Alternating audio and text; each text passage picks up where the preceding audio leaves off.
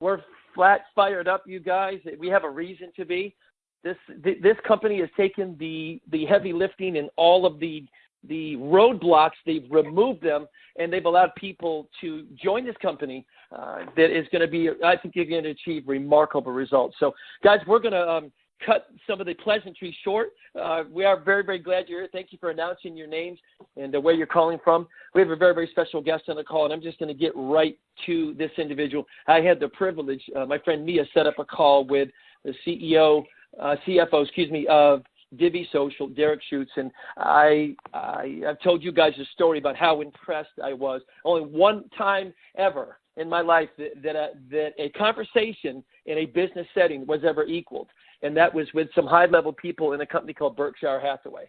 When I got on the phone with Derrick, I became absolutely bulletproof. I was wowed. I was astounded, and I was so grateful he took some time for us. So he's absolutely slammed.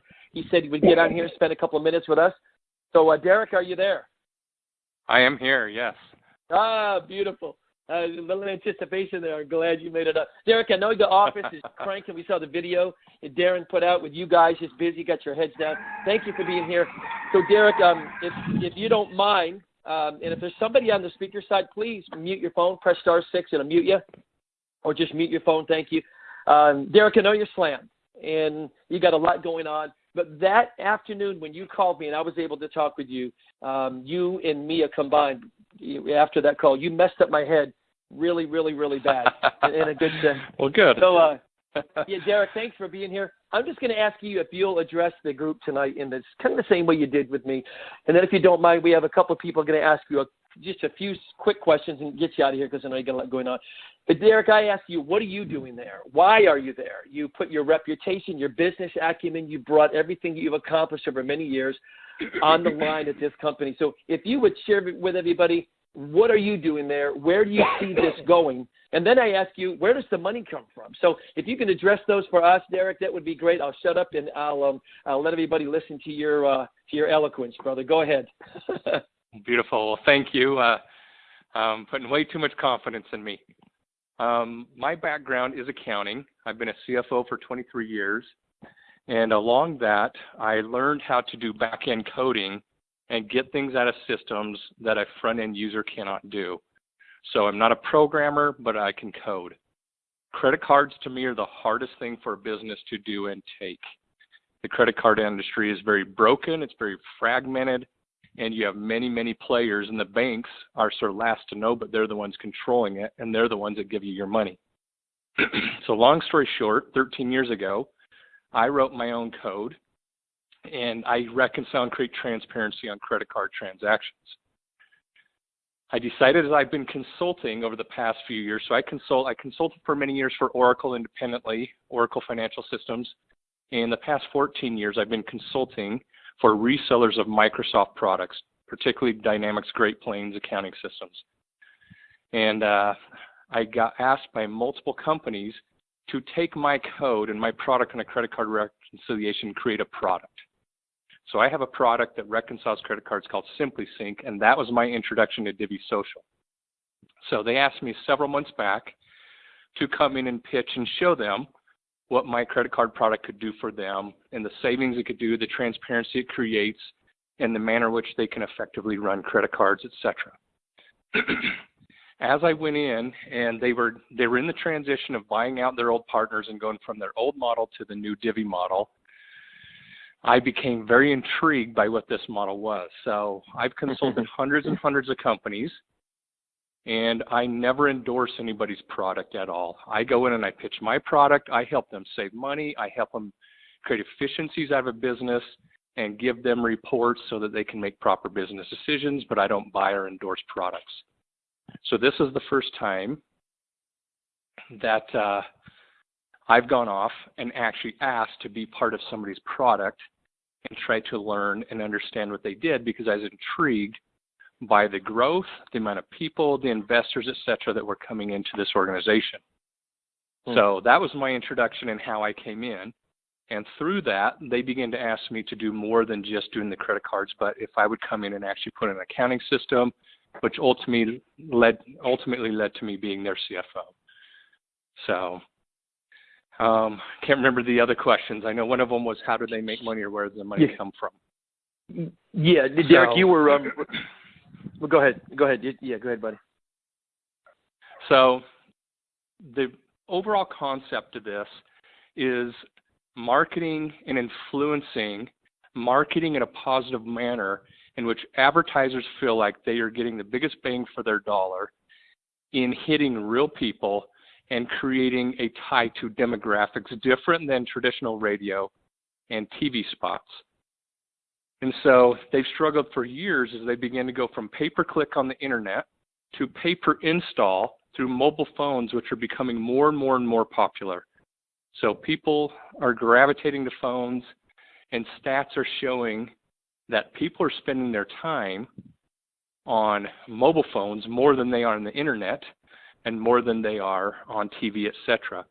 And there's been huge examples of that through Pokemon Go last year, and the amount of time people were spending. They were saying people spent more time per day around the world on Pokemon Go than was being spent on Facebook. So the demographics for advertisers have changed, and there's affiliate programs or influencers where they're looking for people to influence the product or the apps or whatever they're trying to pitch. And ultimately, as companies go to advertisers to create commercials, content, static ads, print media, whatever it is, the advertisers then give money to the ad networks to place that advertisement, and it goes out on a bidding process. The ad networks were trying to find influencer groups, affiliate groups, by which they could go out and place their content or have influence. And they came to a group in Salt Lake City, Utah, to create what they consider to be this matrix or this tree of people, not just individuals or companies like a Facebook where people are getting on for something else but don't know they're being pushed stuff, or Facebook is making money, or Amazon's making money, or Google's making money, but we want real people that know they're making money. And that's sort of how this concept was born. And so it's very, very intriguing. So the money that Divvee gets paid that allows them to then pay the commission is being paid by ad networks. Wow. Not the advertiser. Advertisers, so again, companies like Coke, Toyota, whatever insurance company, Frito-Lay, Pepsi, etc., they give money to advertising agencies. Advertisers then give money to ad networks. Ad networks then place that. So what they're talking about doing is now ad networks placing those ads or that content through influence groups is, again, how we'll get paid. So we're not getting paid directly by the apps or by the content makers. We're getting paid by the content placers. Wow.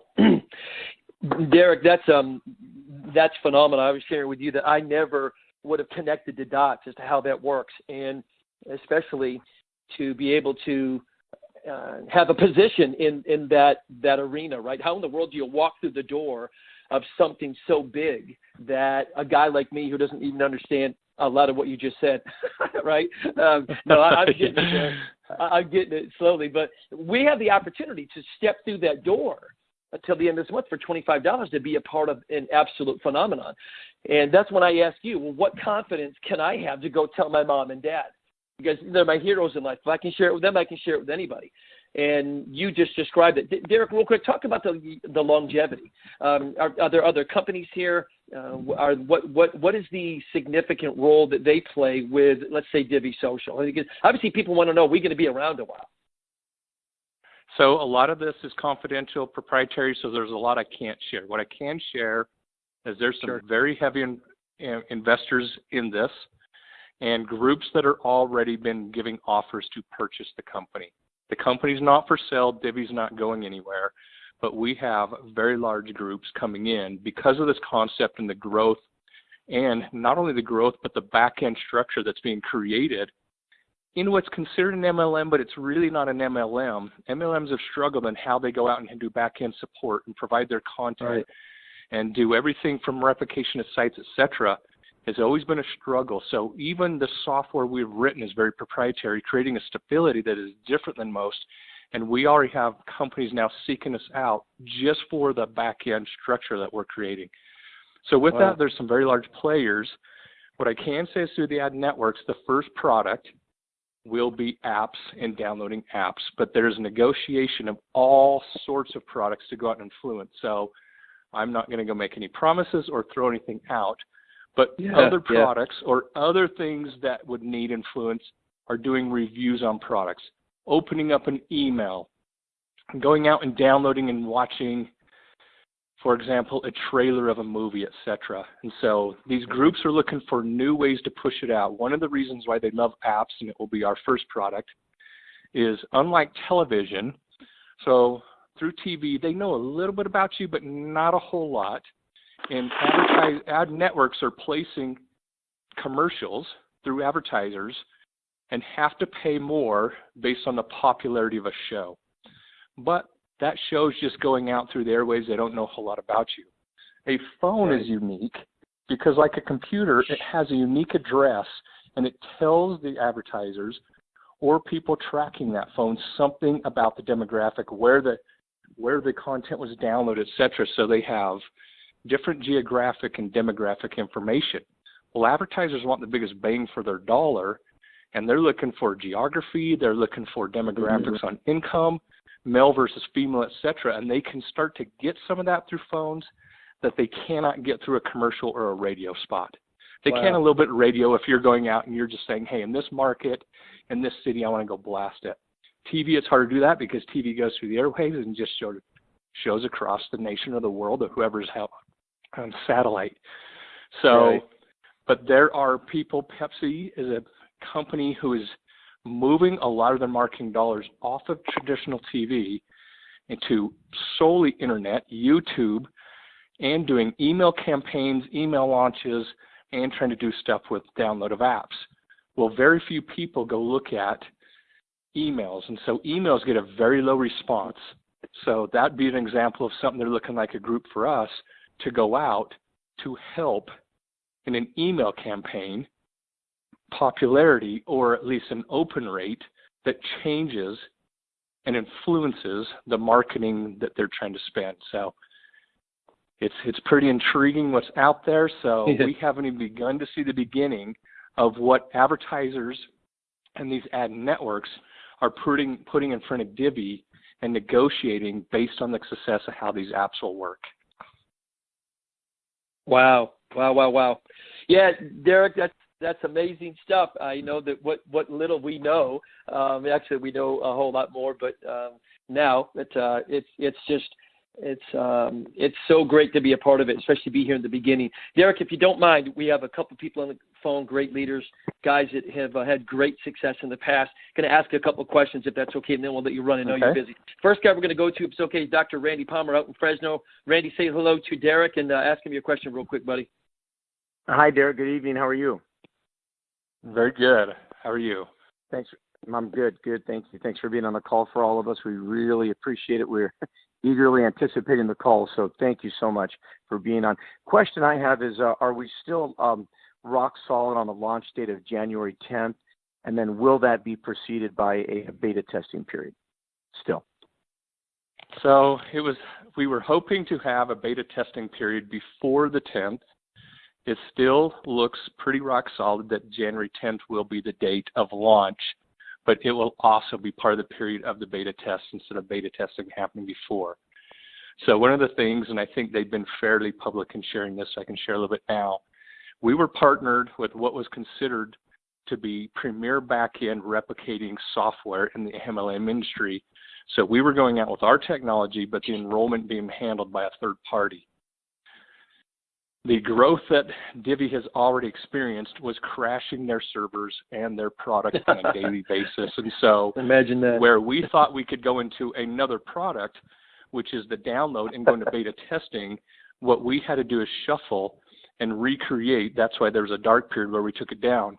Literally taking all the content and everything off of somebody else's server systems and recreate internally all of that because they could not handle the growth, and yet we weren't that big at the time, and so we knew this was going to be a future problem with our growth, and so we had to take the bull by the horns and move it. So that changed the beta testing period, but we are still going full force for a January 10th launch of the Rank and Share program.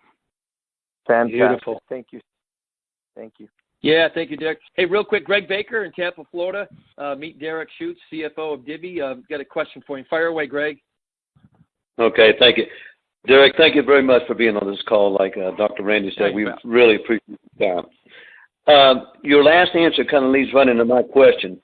Can you speak to the scalability of the servers and the locations where the servers are going to be based at? So great question. So that is another reason why we left this third-party partner. They only had servers in Utah at a professional hosting site, but they were not replicated throughout the world. And we were already bursting the bandwidth with just a few thousand people a day. On some of our large days of enrolling 8,000 to 10,000 people, we were bringing it to its knees, and we were doing that with even a few thousand. We've been stress testing, which is why we moved away, and we've been watching that since we launched this, the reopen this past Friday. But we were stress testing it by putting over 2.5 million hits and enrollment forms happening per minute. So we've stress tested to the millions per minute versus thousands per day in our previous vendor. And again, this is all our code, our stuff, our systems. We have gone out to create our own relationship with a professional hosting company in Utah. However, that company has 10 locations throughout the U.S. So we've created what's called virtual machines or copies. So it's an exact replica of our server that is now copied at all 9 through virtual clouds. But we have also replicated that all the way around the world, including China. So our version of our servers and that bandwidth is in multiple countries around the world. So it would be virtually impossible to take this down. Bandwidth, we can load balance and move that around. So far, with the amount of growth, so even on Christmas, we enrolled 19,000 people the other day. And with that, we still stress test that, or I believe we hit only 3% of our bandwidth, and so we still had 97% available, where again, on our previous vendor at 19,000 one day, it would have just been up and down, crashing, etc. So far, it's holding up and appears to be great. Wow. Okay. Can you give us the name of that vendor? The name of that vendor is FiberNet. FiberNet, okay. So it's a company called FiberNet. Okay. Wow. Derrick, 19,000 during Christmas, you said? Yep. 2 days of Christmas, oh my gosh, enrolled 19,000 as of this morning, so I won't give away too many numbers. But from last night when I was last in there to the meetings we were having this morning, we had 33,000 people pinging that enrollment. So it's just growing and growing. Oh my gosh. What am I doing? I'm not sleeping now, and I'm oh wow. I'm slacking. Good night. So yeah, the crazy part through all this, I'll share a few things. Again, I believe they've shared some of this. When the ad networks came to us with this concept, they asked us, with the people from their old model that had just been bought out, and they had about 3,500 members, so not very large. They said, can you get 2,000 more people by a January 10th launch date, therefore having between 5,000 and 6,000 people? That was the goal. We said, can we break that? Can we go higher? They said, the bigger you are, the better. But in order to get approved, et cetera, you need to have between 5,000 and 6,000. By the time we hit that date, we officially hit about 115,000 enrollees, or what we call influencers today. And so we'll probably be somewhere between 150,000 and 200,000 people. And yet the goal they set for us was between 5,000 and 6,000. So we far than exceeded their expectations, and they're extremely excited. So, yeah, I would say so. Goodness gracious. Greg, great question. Derrick, thank you. One last question real quick. Mike Diamond, Big Mike up in the Smoky Mountains of Tennessee. Mike, big producer. Say hello to Derrick. Ask him your question, buddy. Mike, Big Mike. I sure will. I'm here. Can you hear me okay? Okay. Yes, sir. Yep, I can, brother. All right. Hey, Derrick, man. Awesome job, man. Awesome information. You did it to me. I'm gonna be upset at you. I'm gonna lose sleep again tonight. So anyway, thank you. My question, and I know you got to go real quick. It's about the partnerships that you have. Like I know we have partners with Disney and Best Buy, but the main one I wanted to have you touch on. You can touch on all of them, but the main one would be with Mitt Romney, Bain Capital. If you can, just go a little bit in depth of the type of relationship we have with him and what the function will be. So it's actually, one of the relatives of Mitt Romney, who started Bain Capital, runs a huge fund here in Utah. And it's through that Romney group that they have come in. That group has been placed, I believe they have, and I don't want to misquote here, they have 2 funds, each for $500 million. I believe they're trying to place $1 billion. Each one, they're allowed to go out and put that money in 3 companies. So Divvee is one of 3 companies of half, of their full fund. Again, there's sort of 2 funds. Of one of the funds, Divvee was one of the 3. Through that group, they have just tons of people, from diplomats that are helping us get licensing that we need in foreign countries, to CEOs of companies and organizations, that these guys are able to walk into and create the contracts and the ability for us to go negotiate at this early stages that would normally take a company of our size and early growth years before we're having these conversations. They've been instrumental in some of these pivotal conversations. And so anyhow, that's what I can share.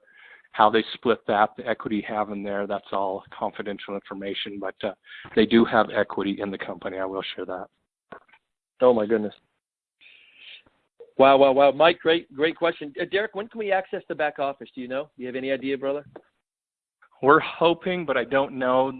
Now that we've got the enrollment kicked back out, working through some last final bugs on that. Now we're working through the content to create the back office and create the dashboards and numbers, etc.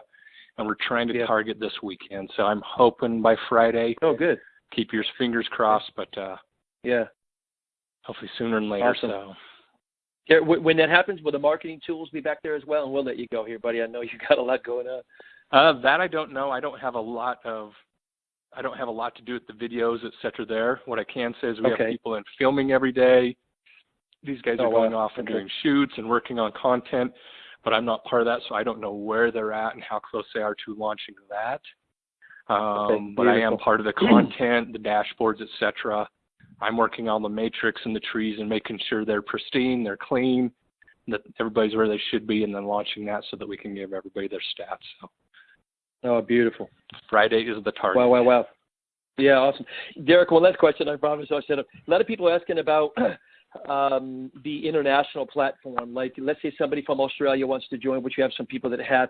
How does that work? Do they download the apps, they get points, and then they redeem that for what? Do they have gift cards like equivalent to a Costco, Sam's, Walmart stores, like in where they live? Is that how that's going to work? Do you know? Can you speak to that or no? So there's a lot that's happening internationally, and that's part where this group tied to the Romneys or the Romney investment have been helpful because of the aid they're giving us. So when you get into the international, it gets very interesting. For example, in the U.S., anybody who is getting income, commissions, points, et cetera, over 600 has to be 1099. In Mexico, it's 50,000. So it's knowing what each of those are so that we know the rules of when we're taxing somebody or not. And so there's just a lot that goes into the international, as well as the licensing, so that we can legally have somebody in there and pay them. So in the meantime, you can get somebody internationally. They can enroll under you. You will be paid a commission for their efforts. With the new site, we're launching it so that now when you go pick a country, they can actually go and enroll that in what their country looks like, where on the previous vendor, everything had to be enrolled to the U.S. It was U.S. addresses, et cetera. That has been done.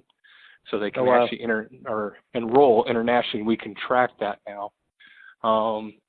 There's still a lot going on with their stuff. But, yeah, as you mentioned, the Rewards Center will be geographically specific to where you live and the offers and the product you'll be able to get. So.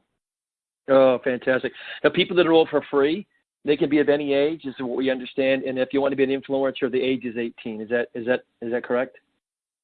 So 18 to be an influencer, get paid. You can be any Right. age to download, but now we're hearing that still in the U.S., that points, et cetera, is considered income. So we're trying to come Right. up with other possible ways we do it. So I got you. the logic initially before I joined was, hey, credit cards, they can give you rewards, money back, all sorts of different stuff, and you don't get taxed for that. The difference is with a credit card, you're purchasing something and it's a rebate. Rebates aren't taxable because they're just giving you a discount on a product. The points, et cetera, here are not rebates. It is income. You're being paid for the labor, the downloads you're doing, and so it is taxable. So even the points, as we're looking at it and we're playing with the lawyers and all the people trying to figure out, even the free members, if they're getting that, and we've got, say, a 10-year-old doing it, are we going to have to go 1099 10-year-olds? Are we going to go 1099 parents? How does that work? Yeah. So Yeah. there may be changes. We're still getting through the legalities, the taxing rules, as well as the licensing rules of that. So the intent was, under the old logic of them thinking, hey, this is like rebates on credit cards. This is not a rebate program. This is a earnings program where, again, you're getting points, rewards, and commissions for the labor you're performing in a download. In the future for other stuff like opening emails, watching trailers, et cetera. And so, Okay. so there's Yeah, still bugs being worked out on that, or I shouldn't say bugs, but finalities and details to figure that out. But theoretically, what you're Derrick, saying, yes, I don't know if I'll. Yeah. The commissions are paid once a month. Is that correct? To start, it'll be once a month because of the way we get paid. Eventually, as it gets Right. going, it will be a every week thing. So each Friday, you will get your commission. So the goal is to get to a weekly commission. Goodness gracious. Wow. Derrick, we Fantastic. we have other questions, but we're going to let you go. I know that you are absolutely running like a thoroughbred over there. Derrick, thanks for the time. Thank your precious wife, Shauna, for communicating with Mia and making this possible for our group. It's very, very special to all of us. And, brother, we are lit up. So, Derrick, unless there's anything else you want to anything else you want to share, we'll cut you loose here, brother. I appreciate you very much. You have, my wife is awesome, and she's great friends with Mia. So if you guys have questions, other stuff, if you want to gather those together and work those up through her, then I can go and try to answer some of those and get those sent out as well. But don't hesitate to try to get some of those questions asked or funnel them up through me and my wife, so Shauna. No, that's terrific. We may aggravate you, but buddy, we're going to be an efficient group in the end. No, this is great, and I want to be responsive, but it is just go time. So literally putting in 14 to 16-hour days to get this thing to launch and hit our deadline. So Derrick, it's thank not you, a lot. brother. God not bless one to you. be on these calls, but. All right. No, we appreciate it much. Thank you so much, Derrick. Have a great night. Well, happy holidays, and appreciate you allowing me to be part of the call. Oh, listen, thank you. Have a great night. Thank you, Derrick. All right. Thank you, guys. Thank you, brother. Bye. Hey, guys, so with that said, wow, a lot of information to digest. I told you, I told a few people, I was going to put it on our chat group there at Facebook, but I don't know. I'll have a hard time sleeping, digesting this one. None of us sleep tonight, Dan. Nobody sleeps. Yeah.